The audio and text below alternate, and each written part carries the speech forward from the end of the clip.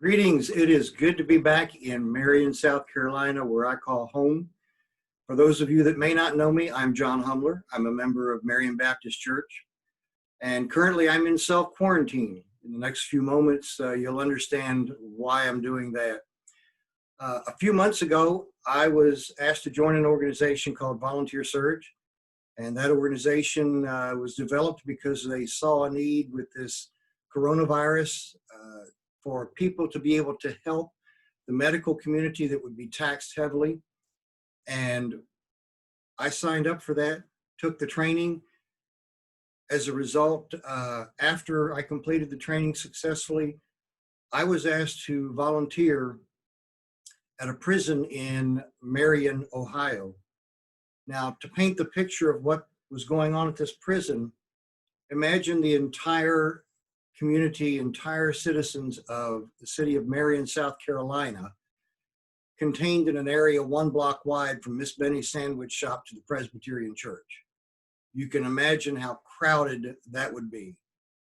Now, put yourself in the position where 80% of those residents have tested positive for COVID-19. Not only that, but all the support staff that would normally make your meals, trash, keep the electricity on, the water flowing, the sewer taken care of, are now suffering from COVID-19. Now you have kind of a picture of what was going on at Marion Correctional Institution. Out of the 2,500 inmates, over 2,000 had tested positive for coronavirus, COVID-19. 174 staff members tested positive. I read this, I found out about this situation, and it was so dire, my heart just would not allow me to say, I'm not going. I can tell you this, when you volunteer to assist at an organization that is in crisis, everything you think you know about what you'll be doing, toss it out the door, because you'll find yourself doing whatever is needed to support the people who are there that have the expertise and the skills to really care for these patients. During my time there, I did numerous tasks, updating medical charts, keeping medical charts organized so that they could find them when a prisoner needed treatment, meeting with prisoners and discussing pre-release information on their health conditions, as well as the COVID-19 things that they would need to know, and updating charts about medications that prisoners have had to take. Just to get everything to where when a doctor grabbed a chart or a nurse grabbed a chart, they knew this was correct, it was up to date. There were a number of other things I did. They referred to their areas as dorms rather than cell blocks, and it gave it a little more of a humane feeling. It was strange and surreal when I entered dorm 7, and outside was a scene that could have been coming from a men's retirement home anywhere in the US. Very senior men, some in wheelchairs, some with walkers, canes, crutches, sitting, enjoying the sunshine. And it struck me that many of them had spent their bulk of their adult life there in prison, incarcerated. And it began to strike me how blessed my life was, how blessed we are, and the things that God has given us. As I made my way through that area and took care of business that had been assigned, I found myself praying for not only those inmates, but for their families, for comfort during this time, for strength, and for the ability to get through this COVID issue. There were other dorms that I was in. The bunks were so close, the proximity, you had just enough room to walk between them. They used bunk beds, and when I looked at the foot traffic inside that area, it was almost like a street scene from New York City. It was just packed with people, with inmates.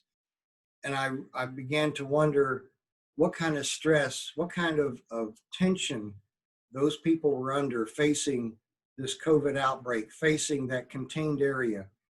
And again, it drove home how blessed we were. I wanted to share a couple of things. During my second week there, I looked at a stack of charts, medical charts, and I asked the person I was working with, do I need to file these or put them away? And they looked at me kind of strangely and they said, no. those are the inmates that we lost. And it struck me that their families were unable to be with them even in their final hours. It struck me that regardless of what those men did that put them in that prison, they were human beings and God loved them.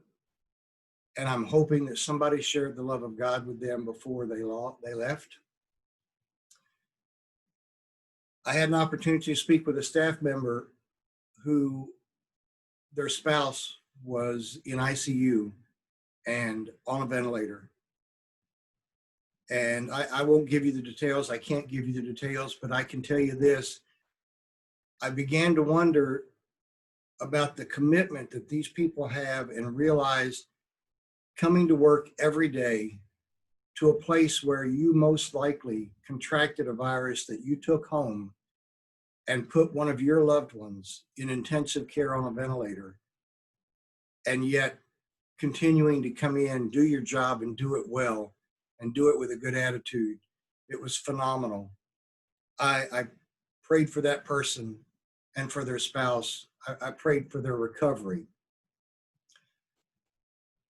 One of the kind of humorous things that I saw during my 2 weeks there is there was a restroom that I used, and it had a sign in it that said, say your prayers and wash your hands because germs and Jesus are everywhere. And it was neat the way to remember that, yes, there was hygiene we needed to practice for keeping ourselves healthy. But at the same time, I realized whether it's a prison or church or home or work, Jesus is everywhere, wherever we need him to be. I'm hoping in the coming weeks to have an opportunity to share some other things. But in the meantime, I want to wrap this up by asking for 3 things. Would you pray for the inmates and their families? Pray for the strength, physically, emotionally, to get through this time. The prison is recovering, and it's great news that they're on the mend. Pray for the staff and their families. Pray for those that are still struggling with their health issue from this COVID-19, that they will have the strength and the physical stamina to get through this and recover and return to a normal life. And the final thing I'd like to ask you to do is pray for something that you can do to serve and share the love of God with someone. It may be something as simple as a kind word to a neighbor or a phone call to a friend and saying, how are you doing? Are you doing okay?